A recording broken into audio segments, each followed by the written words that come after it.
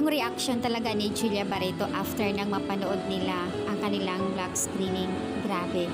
Si Joshua, makikita mo yung pinigilan niya yung luha, yung paghinga niya, na parang gustong lumuha na pinigilan ni Josh. Kita mo talaga sa kanya yung naramdaman niya. Nalala ko lang kasi dati nung sila pa talaga, as in, may movie din sila kasi noon. And 2 years, Love Team. Nakadalawang movie na rin kasi sila. Yung pag magkasama sila, sobrang close. As in, syempre may relasyon.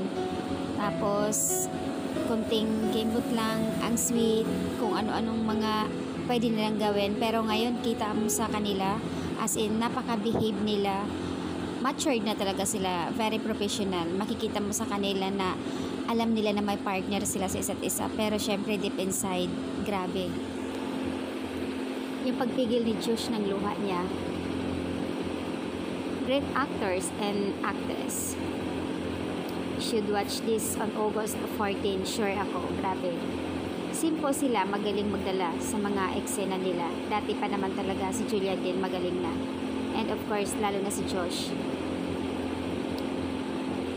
Sabi ng comment, naiyak ako, grabe. Naiyak ako sa Josh Lia, ang lakas pa rin nila.